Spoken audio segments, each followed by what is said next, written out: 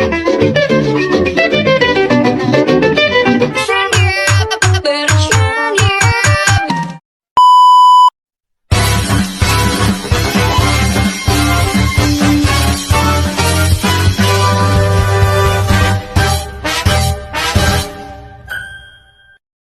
few moments later.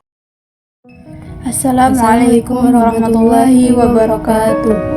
Baiklah, kami akan menjelaskan mengenai sejarah perkembangan dan hubungan ilmu akhlak dengan ilmu lainnya. Baik, yang pertama itu sejarah perkembangan ilmu akhlak. Sejarah perkembangan ilmu akhlak ini terbagi menjadi 5 fase. Yang pertama itu 1. Akhlak fase Yunani. Pertumbuhan ilmu akhlak pada bangsa Yunani baru terjadi setelah munculnya orang-orang yang bijaksana. Sedangkan sebelum itu, di kalangan bangsa Yunani tidak dijumpai pembicaraan mengenai akhlak karena pada masa itu perhatian mereka tercurah pada penyelidikannya mengenai alam. Yang kedua, akhlak pada fase Arab pra-Islam. Sebagaimana dicatat sejarah bahwa bangsa Arab merupakan bangsa yang ummi, yaitu bangsa yang tuna peradaban, bahkan mayoritas buta huruf. Dengan kata lain, bangsa Arab pra-Islam identik dengan sebutan negatif, yang tertinggal peradabannya dibanding dengan peradaban bangsa lain pada masa itu, semisal Romawi dan Persia. Hal ini tidak terlepas dari sebab utama bahwa bangsa Arab mayoritas merupakan masyarakat yang nomaden yang tidak menetap lama di sebuah wilayah. Yang ketiga itu akhlak pada fase Islam. Di saat Islam datang dibawa oleh Nabi Muhammad SAW, Islam tidak menolak setiap kebiasaan yang terpuji yang terdapat pada bangsa Arab. Sebaliknya, Islam mengakui apa yang dipandang tepat baik untuk membina umat serta menolak apa-apa yang dianggap jelek menurut petunjuk Al-Quran dan As-Sunnah. Dan yang keempat, akhlak pada periode abad pertengahan.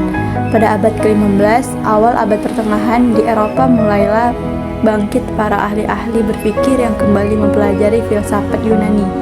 Mula-mula di Italia, kemudian di seluruh Eropa.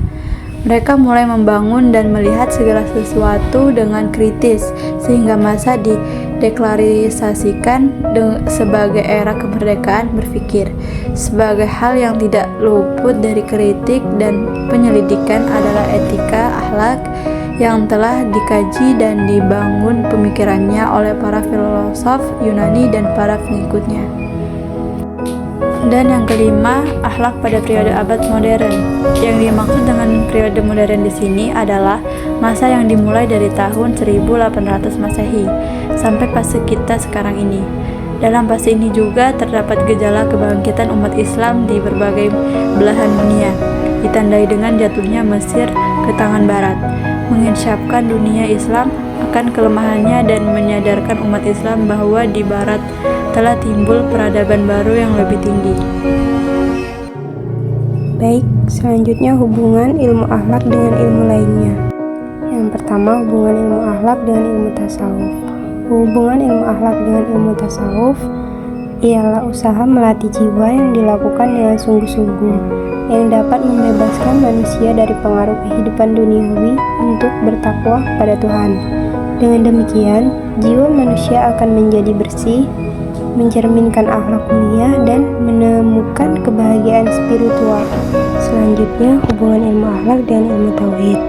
Ilmu tauhid sebagaimana dikemukakan Harun Nasution mengandung arti sebagai ilmu yang membahas tentang cara-cara mengesahkan Tuhan sebagai salah satu sifat yang terpenting di antara sifat-sifat Tuhan lainnya.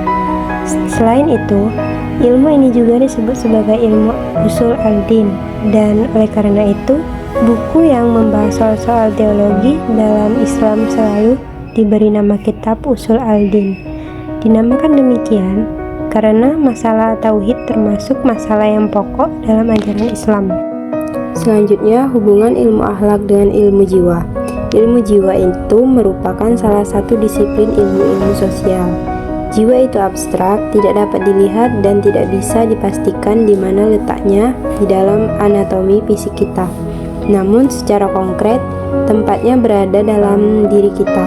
Kita tidak tahu adanya jiwa itu kecuali melalui gejala kognitif, efektif, dan psikomotorik atau perilaku yang dipantulkannya.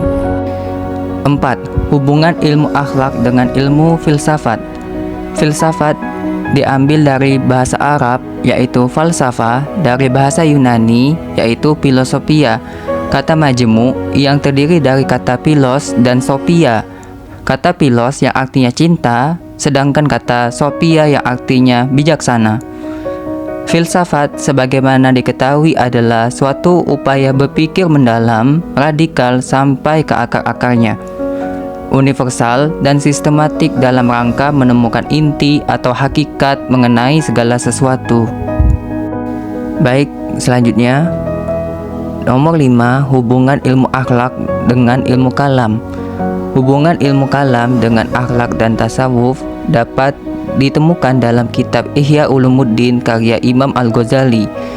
Kitab ini membahas akhlak dan tasawuf dengan menggunakan penalaran logis yang terintegrasi dengan persoalan akidah teologis. Ketika menjelaskan tentang mahasucian Allah, Al-Ghazali menyajikan perintah penyucian hati dan pembersihan rohani dengan penalaran ilmu kalam yang sistematis. Simuh menilai bahwa karya Al-Ghazali tersebut mampu mengharmoniskan kajian ilmu-ilmu usuluddin, yaitu ilmu kalam dan ilmu tauhid, dengan ilmu-ilmu syariat, yaitu fikih, usul fikih, dan ahwal syaksiyah. Baik, selanjutnya nomor 6, hubungan ilmu akhlak dengan ilmu tarbiyah. Ilmu pendidikan dijumpai dalam berbagai literatur sebagai banyak berbicara mengenai berbagai aspek yang ada hubungannya dengan tercapainya tujuan pendidikan.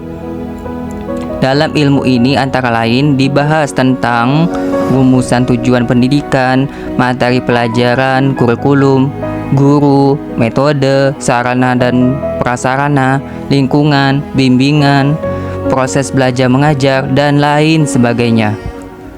Semua aspek pendidikan tersebut ditujukan pada tercapainya tujuan pendidikan. Tujuan pendidikan ini dalam pandangan Islam banyak berhubungan dengan kualitas manusia yang berakhlak. Wassalamualaikum warahmatullahi wabarakatuh.